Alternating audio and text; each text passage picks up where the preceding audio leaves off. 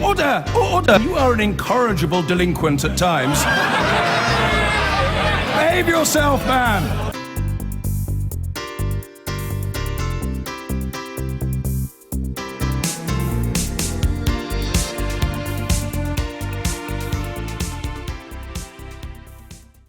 There's a lot of talk of Ramonas, those folks who appear to have trouble accepting the referendum result, usually people who ask awkward questions about exactly what Brexit means. But it is an underreported fact that some of the leading Ramonas are the Japanese, or at least the ones who've invested billions of pounds in this country, creating jobs and resuscitating our otherwise modest car industry. Yesterday, both the Japanese ambassador to Britain and the head of the Chamber of Commerce were at a reception with the Brexit Secretary, David Davis, and they told him that their companies are going to need more than general assurances about unimpeded access to the EU market. Earlier today, I spoke to the Japanese business guru, Kenichi Omae. He's a big name in the consulting and business school world, and he was advising Japanese companies to move here decades ago. So what does he say now? I asked how the Japanese viewed the post-referendum rhetoric here. Completely confusing. We don't know what the final shape would be, and as an investor to Britain, we would like to know the final shape of the country, United Kingdom. We have always considered the United Kingdom as the place to operate the entire European businesses from. And that means that if UK is a separate entity from the European Union, then we have to make 2 or 3 separate decisions. We hear a voice of, say, Nicola Sturgeon, who says that Scotland might join EU, in which case the final shape of UK may be England. And until that final shape of UK is clear, we will have to withdraw or hold the investment decisions. One piece of solid news we've had since the referendum on Japanese investment is Nissan saying they will put their next investment in Sunderland, in the big plant up there. Should we take heart from that, do you think, or do you think maybe that was a special case? The answer from the UK government is that the condition after the Brexit, as far as the automobile export from Sunderland, is going to be the same as now. The European Union hasn't said that. The European Union says that we will not give UK any preference. Okay, and therefore that's just a statement by the UK government, which we will have to wait and see.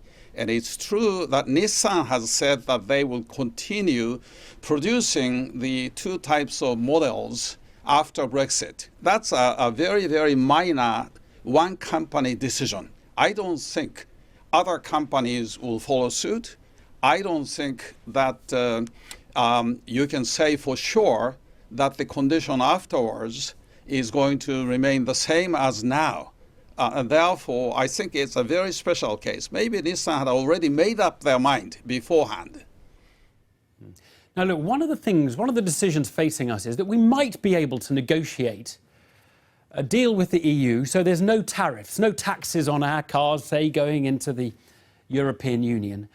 If there's no tariff, but if there's some small amount of, if you like, bureaucratic impediment to crossing a border, is that important, or is that something they can deal with easily? UK production for a plant like Sunderland is so much more competitive than Nissan's operations elsewhere. And therefore, 2 or 3% tariff would not hurt the current traffic of goods and supply chains. If the migration of people, particularly the expert people, are hindered by the Brexit, then that's a more serious problem. Because current operation, our operation in UK, can move people from anywhere in the EU to UK operations, which is wonderful because they love it and it works very well. Okay, therefore the migration of people is equally important decision. And you're advising Japanese companies at the moment, and are you telling them, hold back on the UK till you see what happens? Hold. Hold. Yes, hold. Because we don't have enough information to make a prudent judgment. Now, if you have to make a decision in a hurry, then you would prefer a larger market, which is the market of 27 countries rather than one country, right? And therefore, with the final picture of UK uncertain, I will have to advise them to hold until the course is clear and until the conditions of Brexit is worked out, not only by what the UK government says, but what the European Union says. And until that is clear, we just have to hold the decision. Kenichi Omai, thank you so much. Thank you for your time. Pleasure. Now, it's probably not what the Tories wanted, but one of the most memorable things about their party conference this year was the idea from the Home Secretary, Amber Rudd, that companies might have to disclose the number of foreigners they employ, potentially enabling the rest of us to name and shame those that are not sufficiently patriotic in their employment practices. The idea never made a conference speech as such, and it's not clear what its status is right now, but the memory has lingered. Our political editor, Nick Watt, has been looking at some context and consequence of that idea. It's become something of a totemic albatross hanging round the neck of the Home Secretary. Amber Rudd, who is regarded as one of the more liberal members of the Cabinet, prompted dramatic headlines on immigration at the Tory conference last month. Companies would be forced to provide lists of their overseas workers. So how did this idea come to cause Amber Rudd and the government such grief, even though the Home Secretary never actually mentioned it in her conference speech? The proposal was actually buried in a Conservative briefing note, which explained how the government would seek to reduce the numbers of overseas workers. The document suggested that companies could be asked to set out the proportion of their workforce that is international. The proposal was met with howls of rage that the mild-mannered Remain campaigner had taken an uncharacteristic turn to the right. And there are others, and we've heard them in the programme, who think you're sanctioning a form of racism, that you're encouraging people to say, go home, you're doing my job. But isn't that disgraceful, really? I mean, the fact is we should be able to have a conversation about immigration. Even Angela Merkel voiced concerns, according to one business leader who met the German Chancellor recently. What she referred to specifically was some unhelpful statements from Brussels, and of course also the concept of listing foreign workers in this country, which I think would be a very stupid idea.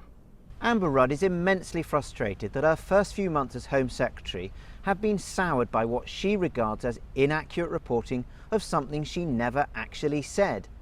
Under the proposals floated by the Home Office for consultation, there would be no list of foreign workers published, and the idea is aimed at non-EU migrants. Finally, the Home Office say there is an innocent thought behind all of this. They want to identify those sectors of the economy that are dominated by foreign workers to allow the British government to target resources to train up British workers to do those jobs. But the proposal has caused alarm. I think it was perceived very negatively because it's seen as xenophobic, far-right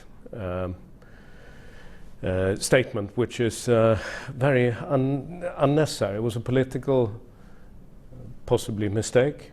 It's not clear how it ended up coming into the open, but definitely it is something which I think is unhelpful and also really silly.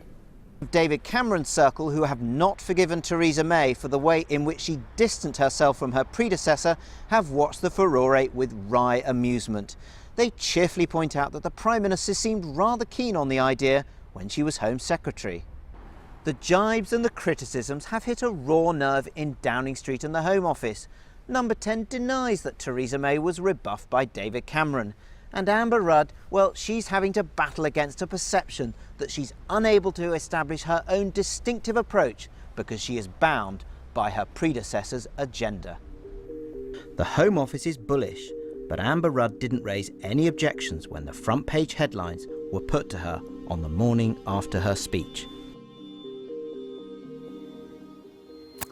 Nick, what there?